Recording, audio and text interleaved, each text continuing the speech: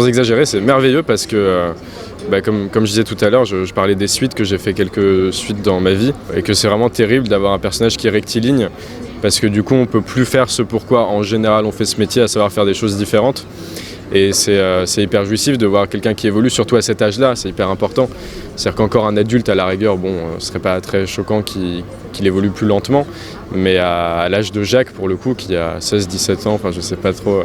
Et du coup voilà, tout s'accélère et tout, et donc oui, il évolue. Saison 1, on a juste besoin d'introduire le personnage, donc c'est juste Jacques, voilà, qui est plus en fait quelqu'un de perméable à tout ce qui se passe autour, qui va réagir à tout ce qui se passe autour, mais qui est quand même très renfermé. Socialement, il n'est pas hyper à l'aise, ça se sent, enfin il y a quelque chose, je trouve, même si c'est pas mentionné, c'est pas quelque chose qui est dit, quoi, mais j'ai l'impression que ça se sent. Dans la saison 2, on sent qu'il en a vraiment un peu marre, quoi, de la situation. Là pour le coup, il est juste il est plus titillé, il est plus simplement titillé, il est vraiment concerné par ce qui se passe, ça commence à l'énerver, il essaye de prendre un peu les choses en main, et en même temps voilà, à l'image de la série, il va vivre des moments très drôles, un peu moins drôles, etc. Il y a le truc de la saison 2, voilà, par rapport à sa sexualité et tout, donc c'est intéressant. Et la saison 3, pour le coup, là c'est vraiment, sans spoiler, c'est vraiment une évolution, très, très brute, quoi, où d'un coup là c'est lui le responsable de la série, quoi. Il devient vraiment adulte, beaucoup plus que les autres personnages, et il se prend en main. Voilà, je pense qu'il vraiment, le mot, c'est sans mauvais jeu de mots, il devient vraiment responsable. Et donc pour la série, je pense que c'est très bien, et en tant qu'acteur, c'est très jouissif. Ah oui, vraiment, vraiment. Et j'aurais dit la même chose si c'était pas vrai, mais là c'est la vérité.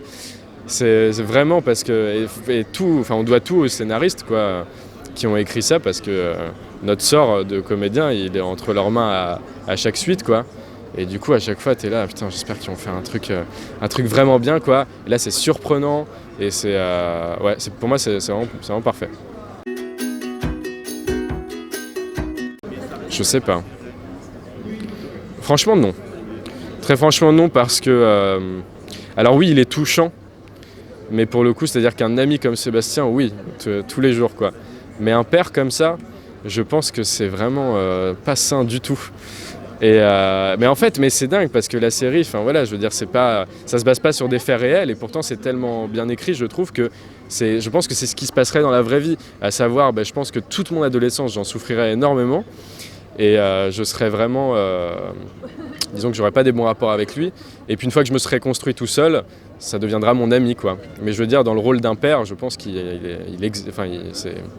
c'est exécrable.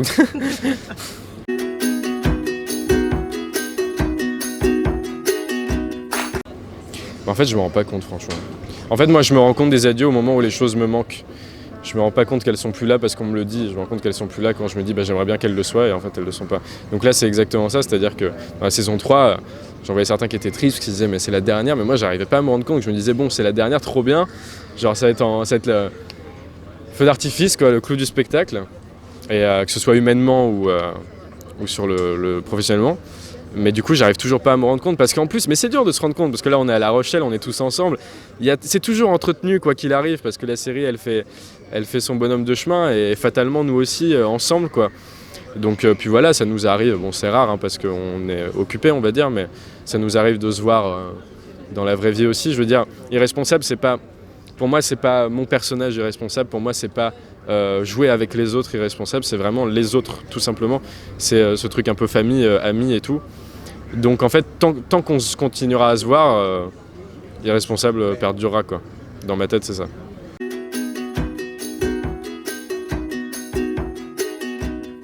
Ça, c'est compliqué, ouais. C'est hyper dur. Et en fait, justement, la seule chose à laquelle on peut se raccrocher, soit on est très très bon et on peut juste reprendre le personnage en 2 secondes, ce qui n'est pas mon cas, soit on se raccroche en fait on revoit les gens, ce qui nous inspire, etc. On rigole avec certaines personnes, il y a des choses qui reviennent dans le personnage. Tiens, ah oui, c'est vrai que je le jouais comme ça, oui, c'est vrai que je me sentais comme ça. Donc en fait, c'est hyper c'est hyper sain en fait. Comme ça peut être hyper malsain sur certains tournages de revenir, de se dire oh, c'est vrai que c'était un enfer, c'est vrai que je me sentais pas à l'aise du tout. Ok, je vois très bien comment faire mon personnage parce que c'est ce moteur-là parfois, le stress, le mauvais stress, etc. Et là pour le coup c'est totalement l'inverse, c'est ah oui je me sens à l'aise, c'est vrai, ah oui voilà ils me mettent en confiance, ah oui c'est vrai qu'on rigole, etc. Ok c'est bon là je sens que je vais faire le personnage quoi. Mais c'est vrai que franchement c'est une galère de faire un truc qui n'a rien à voir et puis de revenir, mais c'est génial, je vais pas m'en plaindre du tout, mais c'est galère.